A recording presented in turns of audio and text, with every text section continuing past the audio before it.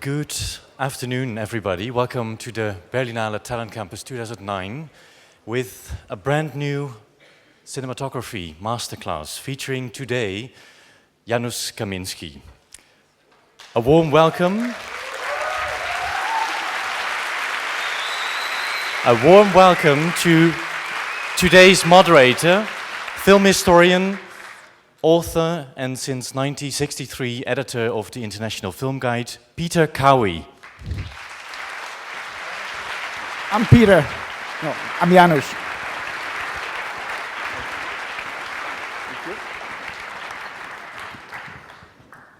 Hello.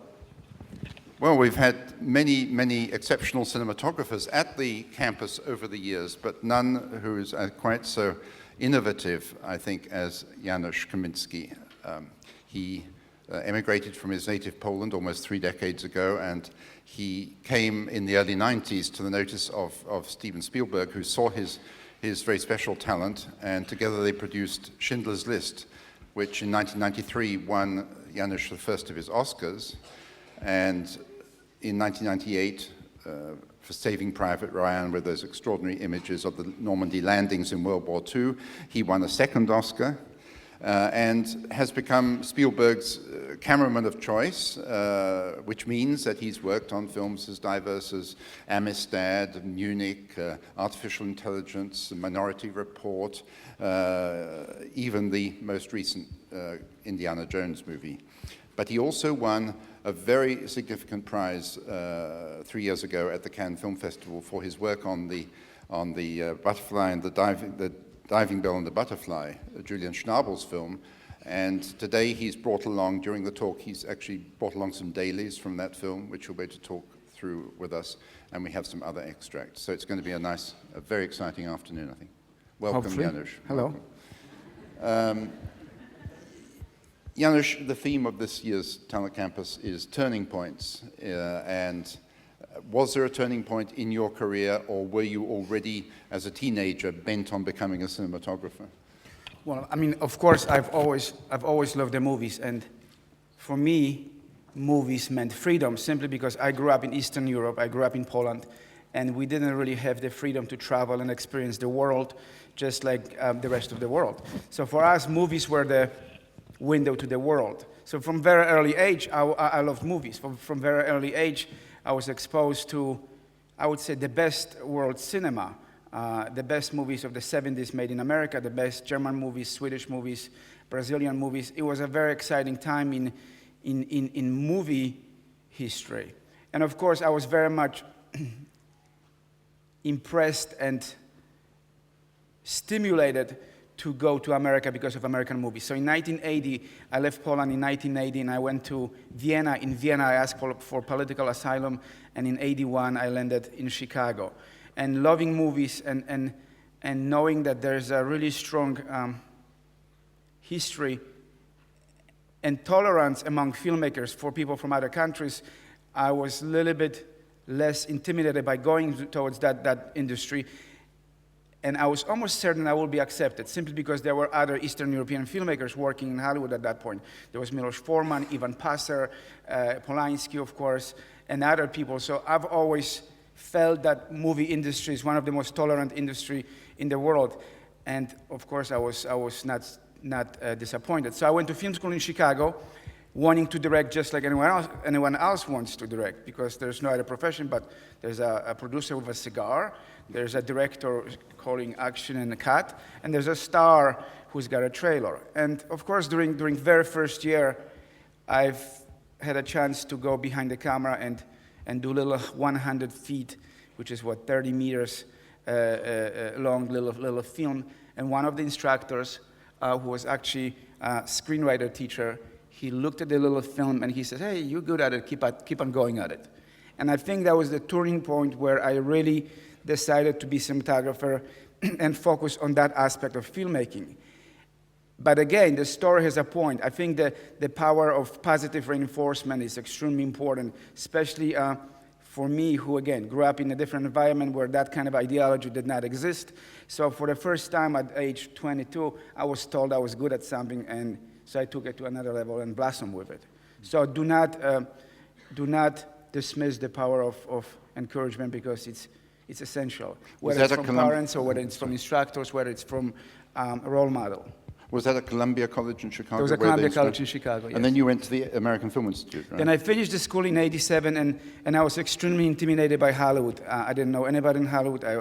It's a horrible place if you don't have a job, or if you don't know anybody. It's a great place when you're working. It's all about work there, right? So I decided to apply to the American Film Institute, and I got accepted as a cinematography fellow in 1987. And pretty much after graduating from AFI, I became working cinematographer, which means I could actually make a little bit money shooting movies. TV too? Television, yeah, not strictly television. I would shoot not cable television. I wouldn't do network because that was at that point was a little bit.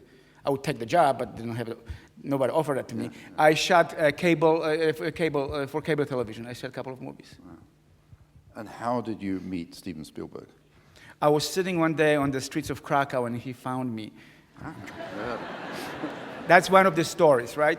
The reality is I shot a movie. By the time I met Steven in '92, I already shot 4 or 5 features, low-budget features. I've done other work for Roger Corman's company. Roger Corman was, at that point, still the king of B-movies.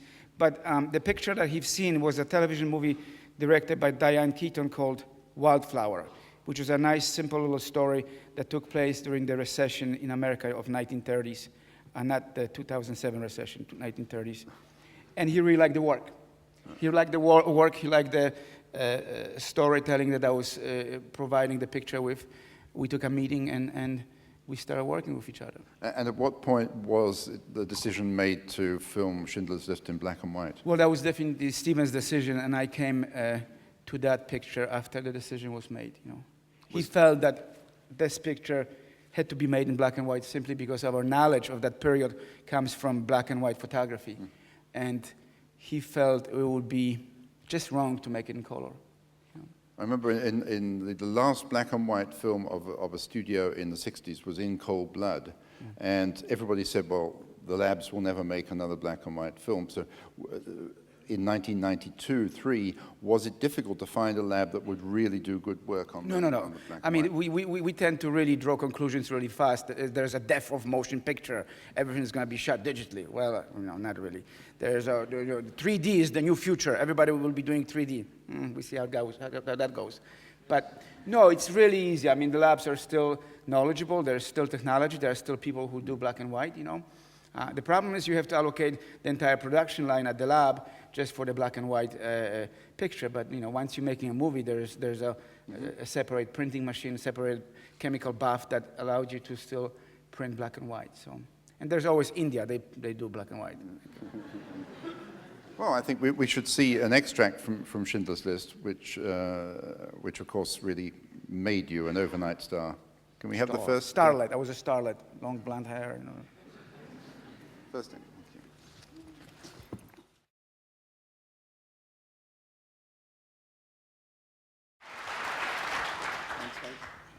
How long did a sequence like that take to light and do? I mean, how many days were you on that? Well, I think you really have to move fast when you're making movies in Hollywood, especially with Steven. I mean, you get all the equipment, all the help, all the crew, but you just gotta move really fast because there's economical reason. You don't want to stay on the set too long. You don't want to spend too many days because every day costs you a few $100,000. But also the energy. It's very important to have energy and momentum when you're making movies because it's very hard to take one and then 15 minutes later you do take 2 and take 3, and it's just such a boring process. So the faster you move, the more instinctually you work, the better for the actors it is. It's just you have the momentum. Mm-hmm. But that particular scene, I think, was shot in one night. There was an additional scene that we photographed on that night that never ended up being in a movie. And the preparation probably took several weeks, You have to understand that we couldn't really shoot inside Auschwitz because we felt this was totally inappropriate. So we built our own camp on the other side, on the public side of the Auschwitz. So when the train is pulling supposedly into Auschwitz, it's actually in reality pulling out of Auschwitz into our own set that we've built. So it took several weeks to light it, and stuff like that, but only one night to shoot. So it was, the whole film was shot in Poland, wasn't it? The whole picture was shot in Poland, yes. Yeah. And how much on location within Poland, away from studios? Well, primarily 90% of the picture was shot on location, simply because, the reason we went to Poland is to be in the historically accurate environment. So, for example, Oskar Schindler's apartment in Krakow was the actual apartment in Krakow. Some of the other locations were also authentic locations. We did build the Plaszów sub-camp where Amon Gerd resides. That was a build. But really, primarily was shot on location. There's a scene later in the film where, of course, you see the little girl in the red coat. Right. And I think the only precedent for that is in Kurosawa's High and Low, where there's this little puff of pink smoke coming out of a window. It's a widescreen film made in the 60s. But it had an extraordinary impact. It met with mixed reviews, I think, from some of the critics, but I think the public were very impressed by it, that sudden shock of the color. Well, the critics, they're not called prizers, That's they're right. called critics. But how was that done in post-production? That was done, you have to understand, as you know, the picture was based on the original book written by Connelly, yeah. And that little element was included in the book. So Steven simply just took that picture from the book and included in the movie. Yeah. So yes, we had to shoot on black and white. We shot on color, and then at that point, this is 1993. Each frame was roller scope. Roller scope, if you know what that means, it's an animation technique where each frame gets separated and all that stuff. Now you could do it very easily digitally. That's the one good thing about digital. And Spielberg is a director who prefers 1:185 on the whole, doesn't he? Yes, this was shot 185 simply because any other aspect ratio, and we're talking about big screen or regular movie screen, big screen being 235 aspect ratio, which is the anamorphic or super 35, or this one being 185, which is the standard aspect ratio to view motion picture. He feels that smaller movies like this, not even smaller movies, large screen would really somehow bring too much pathos into the movie, which is already very emotional. You also get more information at top and bottom, don't you? You get a little bit more information, yeah. So when you do dinosaurs, you want to do 185. And also better for television sales. Right. Yeah. Well, with television now, you just reduce, you go pen and scan for television, so. And when that film came out and the Oscar came about, were you inundated with offers from other directors? I suppose, yeah, but I really wanted to work with Steven, and I did a really silly movie, not directed by him, but produced by him, a little movie for children called Little Giants, and kids seem to know the movie, especially little girls. And Jurassic Park had been made just before, wasn't it? Jurassic Because Park both came 1, out in 93. Yeah, Jurassic Park 1 was made in 92, I think. Yeah, it was released in early 93, Right, I remember think. we were filming Schindler's List, and Steven was doing special effects supervision for Jurassic Park, yeah. So he works at a high speed. I mean, you have to do there almost are a film a year. There are people who are slackers who somehow become famous, and he's definitely not a slacker. He's one of the hardest people working in the world. He deserves all the fame that he got because, he lives and breathes, and for him, movies are essence, He loves making movies. He prepares one picture and works on another movie. He's producing several pictures. He's running a studio. So he's one of the unique people who really found the professional calling in life. And between Schindler's List and The Lost World, Jurassic Park 2, you worked with Cameron Crowe on Jerry Maguire. Was that a different style altogether of direction? Yeah, I think I did Jerry Maguire in 95, I think, so it was a little bit later. But nevertheless, definitely different style. Cameron Crowe made little independent pictures prior to Jerry Maguire. He was very much focused on the dialogue and performance, so he didn't really develop the visual style yet. So somehow we work on that a little bit, and That gives you more freedom as a cinematographer when the director is a little hesitant. Yeah, and then of course we can talk about the word freedom from the director, because I'm totally opposing that and it's frequently used word freedom from a director to do my work. I'm equal to the director. I'm a director of photography. I tell the story. I work in nonverbal language, and I really don't need the freedom from the director to do my job, you know. But it is a collaboration, of course, and it's nice to collaborate with directors who are visually sophisticated, and it's okay to collaborate with directors who are not as interested in visuals, you know. At the end, there isn't really one I prefer. I like good story, and that's what I'm attracted to, you know. Yeah. And the advantage of working over so many years with someone like Spielberg is that you arrive at a point where, like Sven Nykvist and Ingmar Bergman, you don't need much communication. You just instinctively know what the other wants, probably. But I think that was the beginning from the beginning the relationship was like that. I don't like to go and talk about and break everything apart and do the European style of, you know, over-analyzing the story, because at the end you still have to do it in 12 hours, and all the concepts you're talking about very frequently are irrelevant to the actual production day. So I like to work with someone who is confident in my work, who likes my storytelling, and I like to work with someone who does the same thing as a director, you know. So we may say, we don't want this movie to look like this one, but we don't really have a blueprint that says, let's make it like this, you know. Right. It's a good relationship. And some actors like to work like that. Some actors don't really want director to direct them. Some actors just want to say, some actors just prefer saying, just let's do another one without really correcting the actor. And others need very extensive character development and analysis and stuff like that. You know, just you know, some cinematographers might like to talk about it. You know, I don't. At what point does Spielberg send you a screenplay, or in fact initially contact you about a project? Does he get your advice at an early stage? It may be 3 to 4 months before the actual movie. I will read the script, and the movie may not even be financed by then yet, but you know, he knows he's going to make a movie. So, which is very good, because that gives me the comfort to start thinking about the picture. Yeah. And I find that to be necessary. I like the more time I've got to think about a movie, not necessarily to be actively involved in pre-production, but just think about a movie. And it's not like I sit down on a chair, drink and smoke and think about a movie. You know, I don't do that. But I know there's a movie I'm going to make, and all the world around me that I'm experiencing to some degree, I end up absorbing the world and using the elements from the world to apply to the movie. Of course, movie like Jurassic Park is irrelevant. You know, that I couldn't really absorb anything for that movie, which is a great movie, fun to do. But movie like, you know, Minority Report, what is the world going to look like in near future? You know, is it orange? Is it blue? Is it grainy? Is it slick? You know, is it going to look like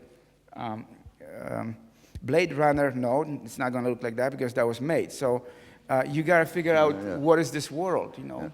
And watching the life around you allows you to sometimes absorb from that and apply towards movies. And having a good collaboration with the production designer. Sure, that's essential, yeah. Simply Alex because McDowell on Minority Report. Because I'm photographing whatever is given to me by the production designer. And that collaboration is extremely important, and that collaboration has to start as soon as possible, so you're not surprised that the sets are built and you're not really able to light the sets, because there's just, you know, they build all the way to the perms. Perms are the last stage and the height of the stage. And if you have a set that goes all the way to the perm, how are you going to put a light there? You know, so that kind of stuff. Or you request windows a certain color, or how shiny the walls should be. What is the color of the furniture? Where is the window? How big is the window? What's the glass? You know, you can take it anywhere you want it. You know. How early did you come up with this wonderful look for Saving Private Ryan? This sort of livid, slightly greenish quality. Extensive.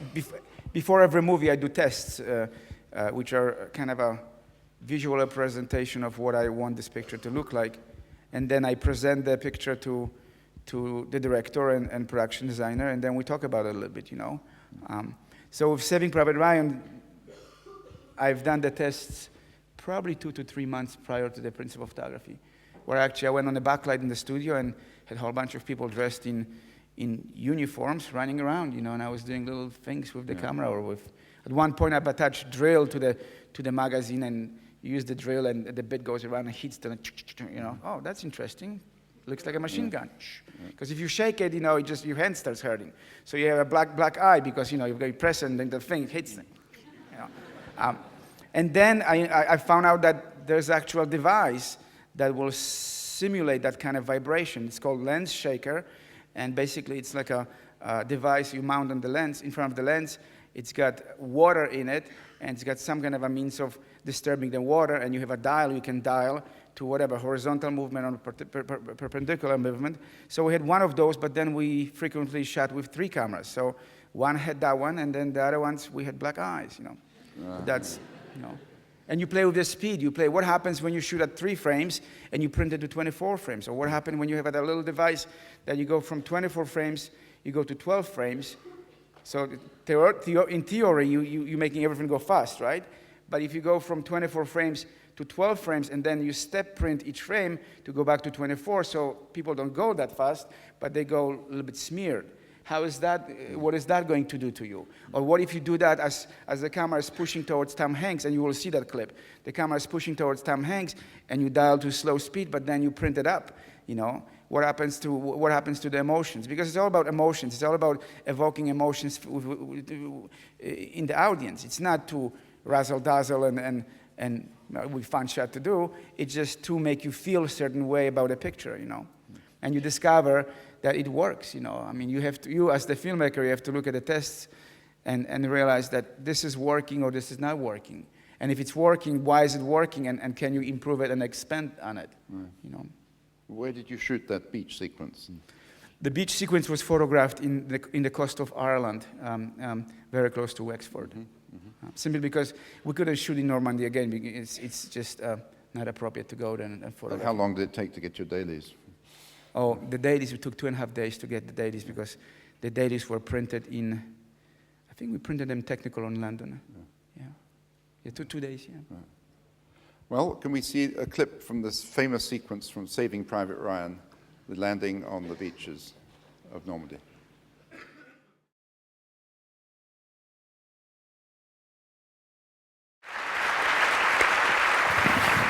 I haven't seen this in a long time, so it still works. There's so much in it. I mean, it's so much information coming at you. And really what's the job of cinematographer? The first image that you've seen, besides creating the whole thingy, I'm sitting right on the edge of that landing craft with a Hudson sprayer, and I'm spraying the water right over the lens because it was not raining, but I wanted to create rain, you know. And I knew that nobody else would be permitted to do that because the interference with the actors. So I had a Hudson sprayer, 2 Hudson sprayers, and just, there's the lens, and I'm right there, right just outside frame, just spraying the water, you know. And, you can be involved with the movies to that extent. You can tell the art department what color walls they should be painted, or you walk on the set and just look at the set and just doesn't look real. And you talk to the production designer, you tell them, you have to make the walls wet. But if I make the walls wet, the whole paint will disappear. Well, get the people and paint them overnight. We're going to make the set wet, So. How did you do the underwater sequences? Back in Hollywood, or? No, that was, we did, with that, I mean, some of the shots are actual water. We go when he comes up out of the But way. the stuff with the soldiers dying, we just simply dug a huge pit, put a visqueen, and we shot it. That's how we shot it. Of course, the bullets and the traces are CGI. So that's a really good example of the combination of all the elements that come to a scene being really good: the visuals, the performance, the camera, the sound, the sound design, the music, all that stuff, the production design. That just completely gives you the sense of how important the sound is, or how important the editing is. How important the camera is. You don't even see Tom Hanks until that one close-up, And that was very interesting because I saw the dailies before the director, and I'm looking at the dailies and I'm thinking, wow, there goes $20 million. We don't even see him, To trivialize it, but yet it felt very real, And I think at the end that's what you want. You want some sense of reality from the screen, from totally artificially manufactured image reality that you as the viewer respond to, or evoke some kind of emotions. But in the old days of the Hollywood studios, that kind of sequence would have been left to the second unit. That's how someone like Andrew Martin, got to direct the chariot race in Ben-Hur, and the cinematographer, in quotes, would probably not soil his hands with going out into the water and putting something over a lens. I think it's Yeah, yeah. But Steven, you know, he does everything a camera only, one camera. There's no second unit. You know, it's all done primarily by the main unit, except the Indiana Jones movies. We had a large second unit that would finish what we started. So, example, the scenes in the jungle, the car chase, we would do the primary thing, and then the second unit would finish with body doubles and stunt people. Yeah. okay. But here the impression is of dozens of cameras, not just 3. No, they're primary. I mean, if you look at once they land on the beach, it's really one camera because the camera just follows the actors, you know. So it's one camera. The landing was covered with 3 cameras only. It's amazing. But the cutting creates the Editing, impression. of course, and the sound effects and all that stuff. But the Saving Private Ryan won you your second Oscar, and so were you able then to pick and choose, cherry pick your projects? Well, that's. So, I mean, the Oscars are important because they validate you as a filmmaker, and they give you free hand to some degree to perform your job. You know, nobody really questions you. Nobody really challenges you, and whether that's good or bad. For me, I don't want to be challenged. I want my work to be liked. I don't really flourish under criticism, you know, and I like being told that I'm good, you know.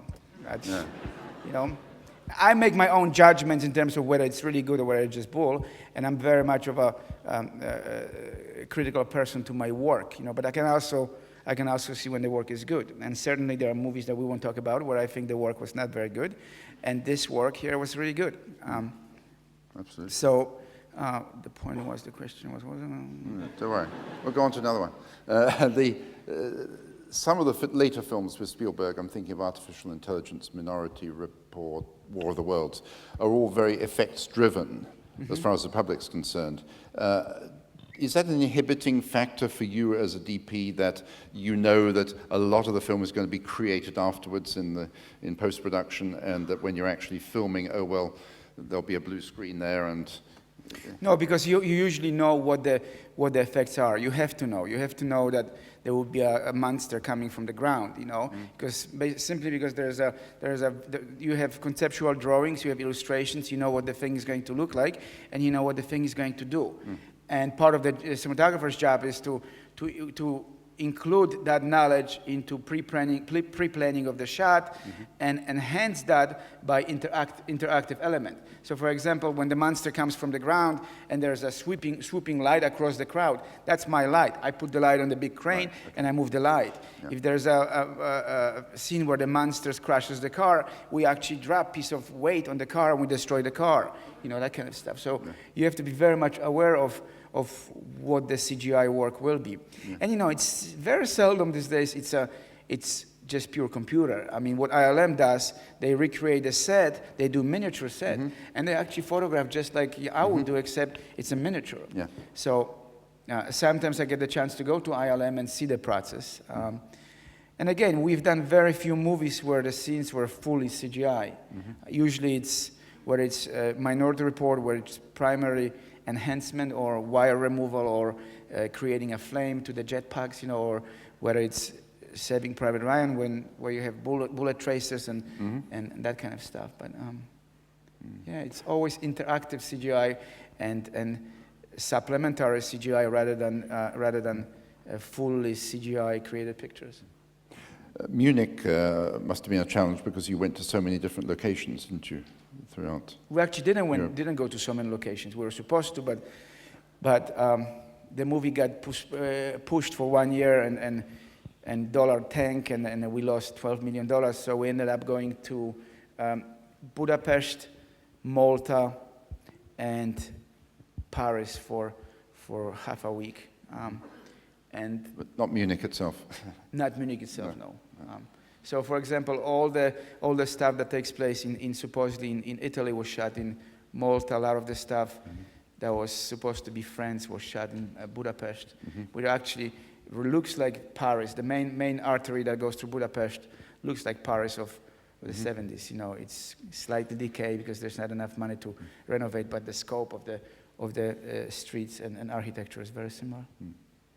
And like all your films, it has a certain look where if you if you think the film Munich, you think of the darkness primarily, the evening scenes, the night scenes in the street, the rain-slicked streets, just as you think of this dark. Because it's a thriller, I mean, however you want to say it, it's still political thriller. So there are certain elements within the genre that contribute to being a thriller. You make a film noir, you got shadows, you got dark, you got smoke, you got people coming in out of the light. So we looked at it as a modern film noir thriller, with bigger message, of course, but we treated it as for us, this is a primary film noir, kind of modern film noir. So you get the reflections, you get the rain, you get the shadows, that kind of stuff, which is also part of the thriller. You use a handheld camera very often, but you never to the point of so many modern films in this post-dogma era where the camera almost has to shudder the whole time. There was a film we saw here called Storm, where the camera is juggling from start to finish, and it detracts from what you're seeing on the screen because you know that the person who's watching would not always be moving like that. So it's not the generation gap. No, I don't think so. But maybe. Anyone see Storm? No? Anyone agree that somehow it was... but at least it was mentioned in the Variety review, that it was antsy. Again, those are not prizers, they're critics. Well, whatever. I mean, if it's good for the story, it's good for the story, right? Yeah. And definitely, what's that movie? Breaking Away is an amazing film. Yeah. And so is The Celebration, right? Create a new trend in the filmmaking, and really not a new filmmaker that would emerge from that trend. But Godard, of course, had done that in Breathless. Sure, it's all done. Yeah. I mean, it's all done. Yeah. The Nothing quick editing new. hasn't been done, but it's all done. Yeah. So you've been kind enough to bring along some dailies from the... I had stack of dailies that much, but we only chose 3 minutes. But would you like to talk a little bit about Julian Schnabel and the Diving Bell and the Butterfly first? Sure. Just I mean, context. It was an amazing script, amazing book. I've read the book. This is the genesis of the story. I was approached by Kathy Kennedy, who was a producer on Munich, with a script called Diving Bell and a Butterfly. And I read the script, and I really fell in love with the script because at the end, to me, the movie was a movie about life. It's affirmation of life. It's not a sad movie about guy who's paralyzed. To me, it's a story about men who became humanist. To some degree, just like Oskar Schindler. Is Schindler about Holocaust? Not really. What Schindler lists to me was about a guy who was motivated by greed. That's Oskar Schindler, who discovered humanity, who discovered the power of being able to save another life. So this movie, Diving Bell and the Butterfly, is about a guy who, he lived very consumer-like life. He was a editor of Elle magazine, and after the tragedy, he discovered a sensual world. He discovered the importance of light moving across the walls. He either discovered that or he had no choice. He's paralyzed at the end. But he started seeing the world around him. That was a very sensual world. And of course, the story is told from the first, from his point of view. So that permitted me to create this language that's very personal between the camera and the actors. So I read the script, and of course I liked it a lot. Then I met with Julian Schnabel because I wanted to make sure that we're going to make a movie that the audience can relate to, and not a abstract, impressionistic, or whatever his painting style is, piece of art. And I met the guy, and he was very much interested in the language, and that was very reassuring to me that he would be a good guy to work with, because it's not just he interviews me, I interview him. It's a process of mutual interest, and we like each other, and we decided to make this movie, And judging by response of the audience, we succeeded in making compelling and moving picture. It was a great experience. The whole movie was shot in France, which is has a different labor laws. You only work 8.5 hours, which is fantastic because in America you work 16 hours. And you have a great lunch, have wine. And then you go home, you can see your family, and then you start the work again. So that's a very comfortable work environment. Did you approach it scientifically? Did you talk to ophthalmic surgeons as to what sort of vision a man like that would have, or did you just literally imagine? No, I started imagining what it must have been to see the world through one eye. So I kept on closing my eye with my hand and seeing, the choices I have, Right now I'm looking at that dot right there, but I'm seeing a little bit of her, and then I'm seeing your foot. So you can focus on that. You're talking, right? But I can, oh, you get a nice light. I love that little thing on your sack, the golden thing, Yeah. And you can, that kind of stuff. So you realize things that normally I wouldn't pay attention to, And playing with the sharpness, what's sharp, what's not, and drifting in and out of conscious. What is that supposed to look like, And again, you do tests, and you see a little example of the photographic tests that I've done. It's like, 1% of what I've really done. Right. Due to time, I can't really bore you with. But we could, just before we take the lights down there, maybe you could just put the scene in context that you're going to describe. So the first image, I'm playing with a very specific lens that allows you to shift focus. It's a wide-angle lens. It's called swing and shift lens. It's adapted from still photography.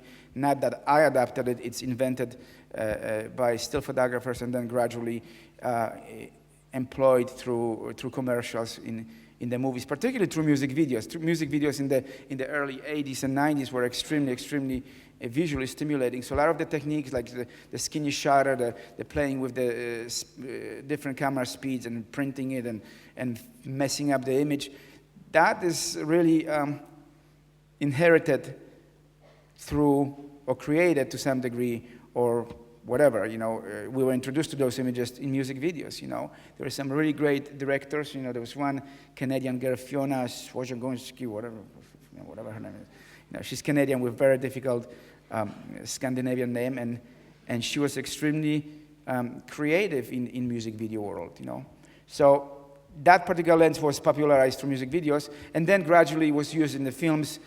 Dion Bibi, when he photographed a movie for Jane Campion called In the Cut, he used that lens. So it's a fun lens because you can literally focus on just one particular pimple or fly sitting on your nose, and everything else will go out of focus, And it's a very, very specific lens where you can set the lens through a systems of bellows that the whole image is sharp or just a little portion, because literally what you do, you're twisting the lens. So if this is the Okay. You're twisting the lens so the perspective changes, so the film plan is changing, and it's boring. It does the job. So as these dailies are silent, you can talk. Now Panavision has a really nice device. It will cost you $700 a day. It's that big. You have a computer. You can dial whatever you want. It will do it for you. You have to do digital for that because it photographs everything backwards. So so they have a device that costs $10 million to develop, and then So I've used a little lens, it was much faster and better. Okay, can we have the... And then there is another image of John Doe actually in bed, and I'm testing different lighting styles. How blue, where's the light, what is the color of the light, how much light, that kind of stuff. What is the color of the walls? So you see that in this little clip. Okay.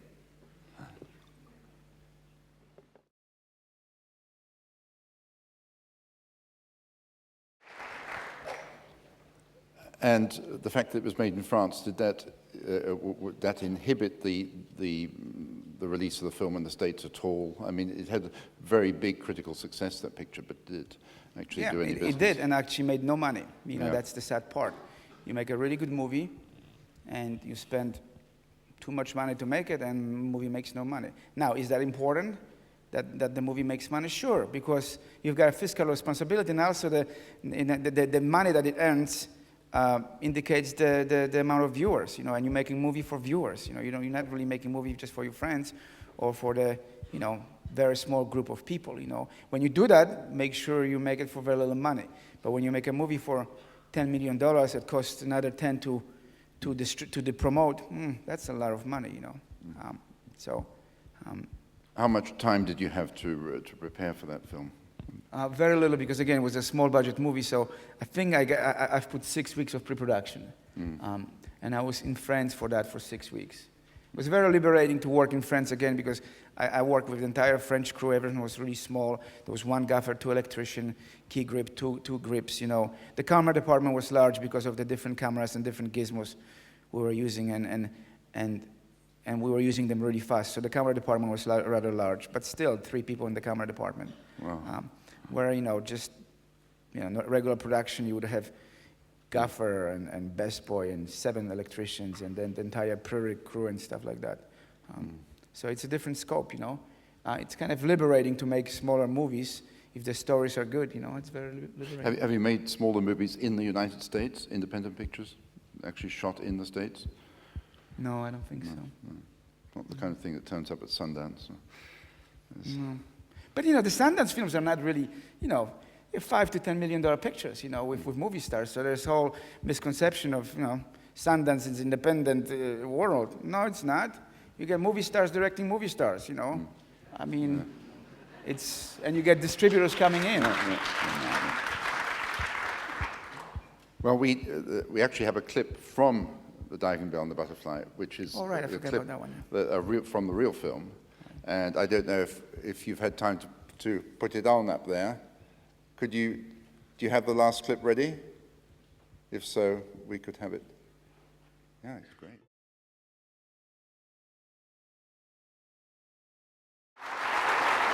It's almost like a horror movie. It's so claustrophobic. Yeah. Especially from this distance. Yeah. So no CGI, eh? It's all on camera, you know.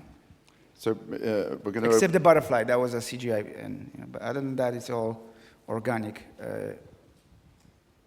Yeah. Just before we open it up to questions from the audience, that reminds me that seeing that clip reminds me of my final question, which is you are recognized as a very experimental DP, and of all the innovations of the last 10, 15 years, which has been most useful to you? You've been referring rather snidely to digital revolution, I notice, but I mean, have there been cameras, have there been lenses, have there been innovations which have helped you as a cameraman? Well, the innovation is the ability to move the camera, you know, the Technocrane, the Steadicam, now the whole cable systems, there's a Mercedes-Benz with an arm, you know, it's called the Russian arm, which is basically a Mercedes SUV with a arm attached to the roof, and the arm can swivel around, you know, and you operate the camera from inside the Mercedes, and you can do amazing quick shots with that, you know. So just the ability to move the camera, that's the biggest invention, you know, and you can literally do any shots you want with cables and rigs, you know, and stuff like that, you know. Right, well, the system, as you know, halfway through the campus by now, is that you please wait for a mic to reach you when I choose you from the audience, and then your voice will be heard and you'll be recorded. So, anybody asking a question, I start down here. So I've rehearsed, but you know, you also have a focus puller who speaks French, you know, and you sit right next to him, right to his face, no, go to a shoe, go to, you know, that kind of stuff, you know. So we were hoping always to be, well, you know, on the top of the focus shift, I'm also playing with the camera speed. So when the camera is on the mouth, I'm at 24 frames. When the camera goes to the eye, very frequently I'm at 6 or 12 frames because I wanted that rapid eye movement on the speaker, you know. So I wanted the eye to move not on our guy, but whoever is talking to the camera. I wanted that kind of a weird twitching in the face, or whenever the camera was not pointing at the mouth, I would go off speed, you know. And sometimes there's another gizmo I would be using, which changes the shutter speed. So all of a sudden the image becomes very smeary. You know, that's me going from 180-degree shutter. Actually not. I'm throwing the shutter out of focus, so you get the image very smeared. So what happens is that the film stops at the gate, but the shutter still moves, is still moving. So it smears the image, you know. But you can dial it. You can go back to, you know, 180 direct in phase, and you get a really nice sharp image, you know. So it was rehearsed, but also was kind of spontaneous, you know. Yeah. But you always have the freedom in Diving Bell and a Butterfly that you have a common thread, which is the voiceover. So not to diminish the picture by any means, but if I have a great voiceover, I could shoot Peter's foot again, and you know, for 30 seconds, and all of a sudden, with the great voiceover, kind of becomes a meaningful image, you know, to belittle the images, right? So yeah, it was rehearsed, and then occasionally it was spontaneous. Question from the front row. Kind of classical question. There's a lot of young people in the hall, and some of them, maybe at least one of them, would like to be in your shoes, at least professionally. So you got nice shoes. No, those are Australian shoes. They, you know, got them from my uncle. Any suggestion, any, something you learn with your experience? The suggestion is to, tell stories. If you have a video camera, do it with video camera. If you have a still camera, just give yourself a limit. Okay, I've got 15 frames, I want to tell a story. Whatever that story is, from the beginning to the middle to the end, And I think it has to be some kind of progression of this, just like you would write a script. You got the beginning, then you establish the characters, you build up the tension to the point, and then, you have to do that. You have to do that, and there's just no other way. You gotta learn how to make traditional filmmaking, and just like if you play music, you gotta learn how to play classical music before you go into free jazz. Julian Schnabel is an amazing painter. He can paint my portrait that looks like me. Same with Picasso. See where they end up being somewhere else with the art. Same with the filmmaking. Particularly with cinematography, you gotta learn the stuff that's part of your tools. You gotta learn how to expose film and how to keep it in focus. To some degree, you almost succeeded if you got that. If you have an entire movie that's, you see everything and sharp, you're almost a cinematographer. But then you learn that there's more to it, right? And that was my experience. The very first time I saw the little 100 feet of film, whoa, there's an image. Look at that. Oh, it's soft. Gotta fix that part. Gotta make it sharp, Then the next time, oh, it's sharp. That's great. Now, the filter, I've put the filter. I cut out half an orange filter, and I put it half, thinking, that's going to be great. The sky will be really orange. But then I panned, so everything fell apart. So you learn, you put a half filter, don't pan, right? But primarily, it's the story. Again, the 15 frames or 6 frames or 25 frames, I want to tell a story. Or just walk around with the camera and just take pictures. And then look at those pictures and try to analyze, why did I take the picture? Which picture you like and which one you don't? And try to understand what drives you to take particular image. What makes you to dress certain way in the morning. That tells us who you are. And then there are conditions. You're not going to go like that for a job interview in the bank, right? So there are certain conventions, social conventions you have to follow. Same with movies. You have to follow a certain convention when you make movie. It's very individual. And I think the biggest thing for a cinematographer is to have the ability to read the script. And I'm not talking about your ability to read English or whatever, but to read the script and find the story in it, and then digest the story through your own experience, to digest the story and project the images through your own experiences, because that's an art form. Now, if you keep it focused and bright and you can see everything, you're not a cinematographer. You just, you're a technician, But what happens when you go too bright, just barely see the image, You probably will get fired, but you learn something really interesting. The image is really powerful when it's on that border, when it's just disappearing, or when it's so dark that you can't really see, but it's just, So you start looking for stories that allowed you to have those images, not just the sharp and bright images, But storytelling is very important. One there, and then we'll go upstairs. Okay. How much do you prepare by doing storyboards? Where are you? I'm here. Okay, hi. Oh, right. Yeah, I'm thinking, how much do you prepare the shots before going on into production? I mean, storyboards, and are you involved in Depends. the storyboarding, and how much do you improvise the shots on set when doing, Schindler's List, for instance? Is there room and money to improvise? Well, there's no storyboards on a movie like Schindler's List. There's storyboards on a movie like Jurassic Park, because you have to storyboard the action sequences, so everyone knows what we're doing, and you have to invent the technique to kind of achieve that.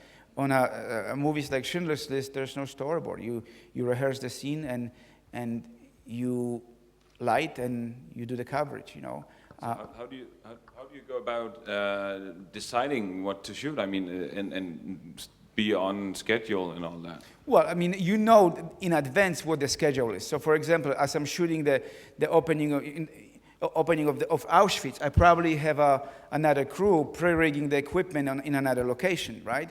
I mean, we've had entire set built there, which consisted of barracks, So we had crew pre-rigging the barracks, So I know I know my step. I know what I'm going to do ahead of my work, and I've got people pre-rigging it, and in my spare time, I will go and supervise that with my gaffer, you know. So it's very essential to have a really great gaffer who can go and prepare stuff for you. But the main section of the pictures, for example, if you have a scene that takes place in the living room, there are windows. You know you have to have lights prepared for that. You know, so there are lights already sitting on the lifts, you know, ready to go, right? They may even be on. But then you rehearse the scene and you realize, wow, I don't want the sunlight.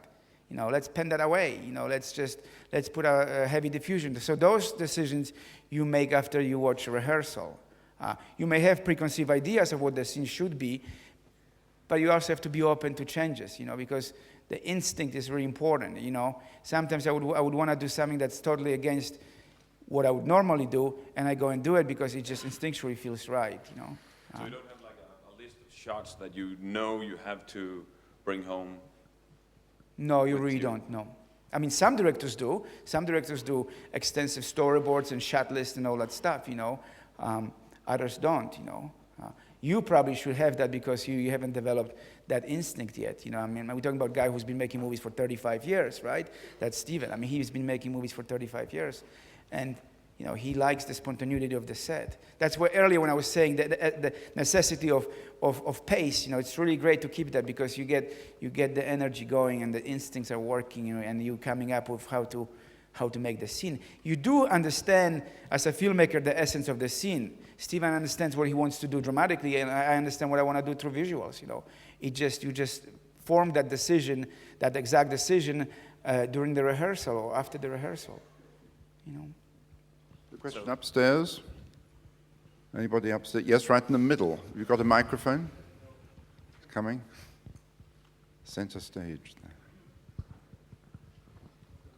And then there'll be a gentleman down there who is holding a mic, but first. Hi. Hello. Did you think about shooting Indiana Jones digital or one of your next movies? No, I did not. Why not? Why don't you like the? Let's move another question. That's waste of time. I'm sorry. I don't want to belittle your question, but it's so not important to me. Whatever means you've got, make a movie. I'm just not interested in it. Okay. This gentleman in the fours in the back with the mic. Go ahead. Yeah, have you worked with the red camera yet? And if yes, what do you think of it? Moving on, another question. I will not talk about digital technology. You've got other people who do that. I'm not interested in it. So let's talk about organic filmmaking. Okay. Another one, right up the back. Everyone leaves now.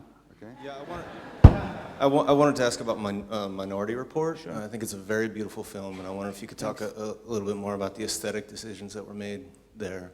Well, again, it's a near future film. So you want to create aesthetics that are, you know, different from what we used to, but not too eccentric, so people cannot identify. So we wanted to go into gritty, kind of bluish. Although it's not a blue movie because there are many scenes full of color, but very gritty and full of grain and kind of. You know, you can touch the film almost, you know, shiny objects, you know, against dark walls, you know, that kind of stuff. And a lot of grain, you know. There was one particular scene where Tom Cruise's eye is being replaced, you know, and that was shot with a 800 ASA film emulsion, which is very grainy and very warm. I shot it, not that the emulsion is warm, but I wanted to shoot it warm because it was such a kind of almost like burlesque scene with Peter Skarsgård there and his assistant. They both speaking in Swedish. They dancing. It's almost comedy, yet his eye is being replaced. So one way to do it, such a horrific scene, you would want to go blue. But it just felt wrong to go blue. So I went with heavy grain and orange color because it just felt like my recollections as a child of the puppet shows, you know. It was, you know, always a little bit dark and kind of, you know, scary and very warm because that's what the puppet shows are. They've got stage light and usually the walls are kind of reddish or bluish, you know, but warm. So that's one scene. Other stuff, you know, it's just what felt different than Blade Runner, but as good as Blade Runner. Yeah, I was curious if you were sort of up against how to make this. It's reminiscent of Blade Runner, but yeah. No, because I would never be able to do it. I mean, it's just the different people involved in the picture, and you know, why repeat something that was so great? You know, so you have to find your own kind of language. You know, plus Blade Runner was so much more in the future. You know, people had flying cars. You know, although they do have flying cars in Minority Report. Well, at this campus last year, Alex McDowell gave a masterclass, and he brought over a DVD where he showed all of his designs for those films. And I guess that you must have worked closely with someone like that. Well, Alex is an amazing production designer, but then again, that's one of those guys that sometimes, his work is more important than the rest of departments. So you had to be on Alex's butt and said, Alex, you build a set that I cannot light. We got to kind of like, there's a camera, and we have to make a movie there. And he was very susceptible to that.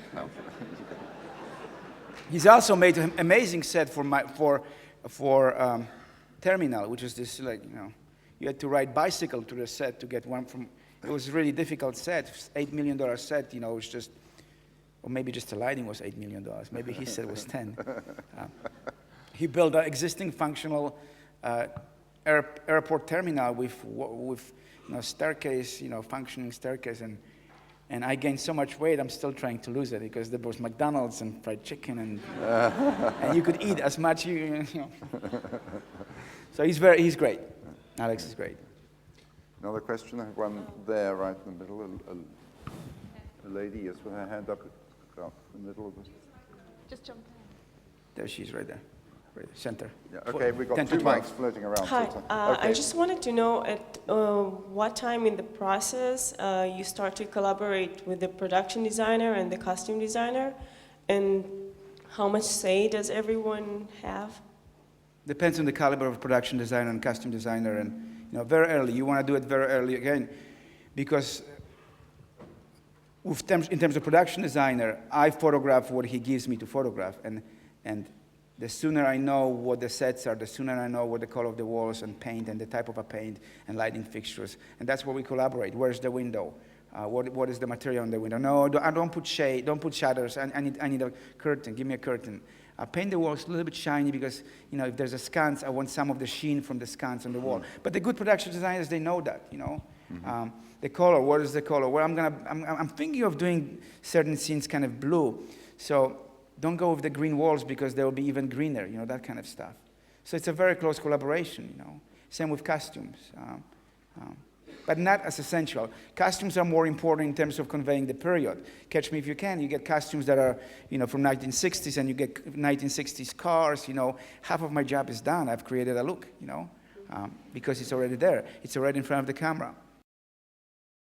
Okay, 1960s. But it's really the production designer and the costume department. Now I can only point the camera this way because right there you got a ugly shopping mall. So how do you make this really interesting? That with the confinements of, that's really hard to shoot 60s, very hard. It's much easier to do 30s and 1800s, but 60s are tough because people think, oh, you can go and shoot 60s on the streets. Well, you can't because, you've got very little of the 60s left, But so early, the earlier the better. Okay, thank you. But also I work with really great people. Sometimes I see low-budget movies where it's like, okay, come on, do you really need this red door? I mean, come on. You don't need the red door. You don't need the red car in the background. You really don't need the red shoes or red jacket. Just, I know you're a production designer. I know you're doing your job. Just be more subtle with it, From the top balcony. Okay, yes. Okay. You've got a mic up. Hi. I have a question. Do it twice. Do both of you at the same time. Okay, I'm going to go because I've been holding the microphone Yes, go for ahead. far too long. I was just, aside from your work with production designers, my hand is here, if you can see. But aside from your work with production designers, I was just wondering if you looked at other cinematographers or stills photographers in preparation for one of your films. I was just thinking, as particularly Robert Capa for the kind of his amazing Normandy landing photography. Well, I'm inspired by a lot of stuff, by all the type of visuals, and definitely Robert Capa. That's just one tiny little part of the images, But you need that. You need inspiration, whatever that is, whether it's photo or I don't particularly find paintings very inspiring, but magazines, fashion magazines, the color of that face, the type of a light, I mean, that's to me more inspiring than the paintings, And when I flip through the magazines, I pull, stacks of research material. It's really funny when I met my wife, I was flying from somewhere and I had a couple of tearouts from from the magazine, and she's looking at it and says, what's this? What do you like about this girl? Which girl are you talking about? This girl? No, no, no. On the other side, there was a fish in the tank. I like the fish, not the girl. You've got resources everywhere. Whether it's you just need this one element. For Schindler's List, there was a photographer named Roman Vishniak. He photographed Jewish settlements all over Eastern Europe, and I found his book, and that was a great inspiration. But then again, stills are stills; they don't move. Kappa. As you know, the history, it was kind of an accident. So he didn't really do it consciously. He had an image that was exposed by his assistant opening the doors to the darkroom, and there were many more frames, but only few frames survived. So lucky accident, yeah. There's no lucky accidents when you make a movie that's $100 million. Lucky accident is when everything is in focus. That's a lucky accident because when you're working with and you always have images out of focus, but most of the time you end up cutting them out. Janusz, right up here in the middle. Hey. Talking about exposure, do you always use a light meter? Yes, I always use a light meter. I mean, sometimes when you shoot outside at night and you're not lighting it, you've got a 500 ASA emulsion. You set it at 2 because whatever you see at night, that's how it's going to come out. I mean, you go in the city streets. If there's a light on the building at 2, 500 SA, you're going to see it. If there's no light, there's no magic. You're not going to see it. That's it. But now, at 2, you also can get a lens at 1.4. It's just you see everything. Another question? Up here in the middle, right up here. Hi, Janusz. First of all, thank you for coming in and talking to us. We appreciate it. Wave your hand because I'm way up here, like all the way up. Right up. Middle. Second one. Here. There you go. Oh! See, I was afraid to look up. Yeah. I wanted to It's know. a good Polish upbringing. Do not look up at you. After you graduated from AFI, how hard was it for you to get into the union? And do you enjoy being in the union and working with union crews? Well, I wanted to work, and was it hard? I think it was hard, but once I made Schindler's List, I was in the union. But prior to that, I've done enough independent work where there's enough. Where you collected there's union hours on right, it. exactly, the same process. So by the time I did Schindler's List, I was just on the verge to have enough, on the verge to have enough hours to become a union member. Okay, and I have a second question, if possible. How much do you think about camera movement when you're preparing for a shoot, and how much does it get dictated maybe by when you work with Steven? Well, Steven blocks, right? He blocks the movie through a camera, so you know that you have a close-up, but in that same shot you will end up going to a wide shot, and that's always the hard part. I love the Barry Lyndon, where it's just zoom in, zoom out, dolly left and right. 1.4, do not move because you'll be out of focus. But we move. The camera starts here and they will go all the way to you, and it's got to look good. Whatever the good means. But that's part of the director's job is to block the scene, visually speaking, block the scene and choose the camera angles. That's the job of the director. Some of them are interested in that. Others are not. Steven is interested in that. Carmen Crowe was not interested in it. Yeah. I like both situations. Michael Bay. Michael Bay works through camera. He even designs the lighting. And that's fine. That's what he wants to do, right? And it's fantastic. He makes really great, entertaining movies. And I like both aspects. I like blocking the scene, and I like letting the director block the scene. Depends on the relationship, Yeah, and the camera operator, how important is that position for you? In America, it's a little bit. In America, they really operate the camera. They don't really have a creative input, They pretty much operators, In Europe, it's a little bit different. You've got the lighting director, lighting cameraman. So you get the lighting director, and you get a cameraman, and the cameraman sets up the shots with the director. That's not the system I work in. Well, we have time for one more question, I think, from the stalls. I've been waiting. I know. I'm sorry. But we only have Go an hour with and the a girl, half. go That's with the the girl. trouble. The reason why I'm asking, this is supposed to be a master class, so I would like to ask Where are you? In the Here, middle, here. sorry. Okay, good. Here, specific question. Let's say on a film on Munich, when you, from the start of reading the script and you taking the notes and then going through what kind of light am I going to use? What kind of lens am I going to use? What kind of, then later on with the locations, and then later on, can you maybe give us like a step through your system of thoughts and decisions and then testing so we can see your way of thinking through this process? Sure. That's a nice way of wrapping it up, isn't it? Well, the nature of the movie is that there are many, many locations, many different countries. So you, as the cinematographer, you have to create different visual reference, not just reference, you have to create different visual for each of the locations. The movie was primarily shot in Malta. So in Malta, we had location for Athens, we had a location for Tel Aviv, we had location for Rome, we had location for Beirut. You know, all those different locations had to look different because of the, you know, associations with the particular country. So when I think of Tel Aviv, you know, never been to Tel Aviv, but water, right? Bright sun, you know, kind of warm, right? When I think of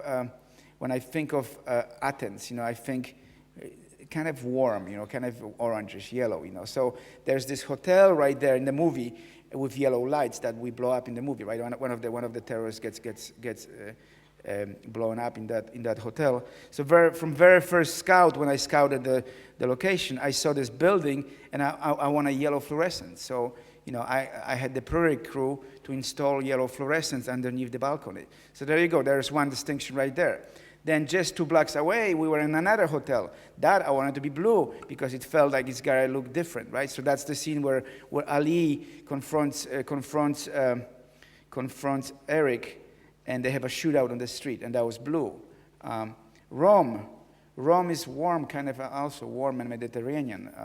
London rains, you know, that was shot in Budapest. Paris, you know, kind of on the bluish, the Truffaut movies, you know. It's very cliche way of me as the viewer perceives certain countries, certain colors. And you make that kind of distinction. Then you know it's going to be a lot of cars. So now I'm shooting into the mirror, through the glass, in the mirror, I've got glass in the back, and there's a guy who's going to point a gun. Do you know how freaking difficult that is? Oh my God. And then it's not just a mirror shot, you got foreground action where the poet is reciting, so you gotta see that guy, you know, and you're not in Rome, you are in Budapest, so if you pan the camera that way, you are in Budapest, you got a Kaminski statue right there.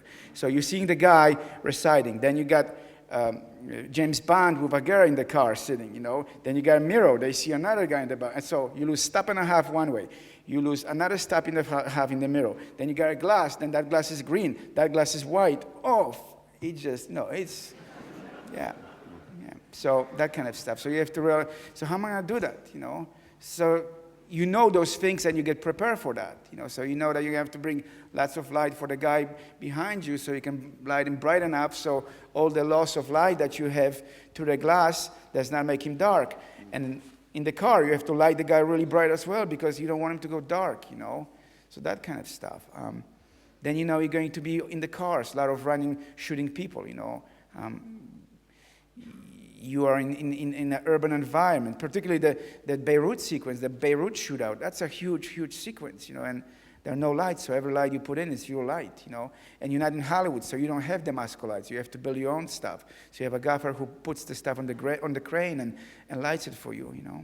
And maybe for the wide shot, for extremely wide shot, you wait until early morning, because usually you work night until morning. You wait for the early morning where you just have enough light in the sky so you can do a wide shot, so you see a little bit of more light, but doesn't feel like night yet. Doesn't feel like day yet. So that kind of stuff, you know. It's a tough job. I mean, it's not always rewarding. Sometimes you go home and you don't sleep well. Most of the time, actually, if you don't sleep, you did a good job. You know, when you sleep, you just had a good job. You just did a job, but not necessarily a good job. You gotta have that, you know, you can't sleep. You can't wait to go to the lab in the morning. It's so exciting to go see the images, you know. So it's very extensive process. And then you're working, we had 7 languages spoken on the set. We had we had Hungarians, we had Croatians, we had Poles, we had French, we had Maltese. They think they English, but the accent is really heavy. So you can, you're saying, we had some people from Middle East. The cast was from Middle East. It was one of the most rewarding experiences. I love making movies outside America. It just feels much more energetic and full of purpose, and if you don't sleep in your own bed. No, I'm not putting down America. Hollywood is great. I love Hollywood. I love Hollywood. It's one of the best places in the world. It embraced me, and all of you, whether you want to admit to not, you will want to make movie there one day, even those who are no fucking way I will ever go make this commercial shit. You get older and you get that desire. It's a great place. It's truly the best place to make movies. It's just, when you sleep in your own bed, you become comfortable, and I don't like that comfort, When you make a movie that's, 6 months production, you want to be on your bed. But when you make a movie like Minority Report or Schindler's List or Diving Bell and a Butterfly, it's good to feel focused on job, So when you stay in the hotel, you focus on job, because there's nothing else. I mean, I don't particularly, I don't drink. I drink a little bit, but I find bar scene and nightclubs kind of boring, So, I work, go to the lab, and work and sleep. Not very well. Well, thank you, Thank you, Janusz, for coming to spend that valuable time with us. Thank you.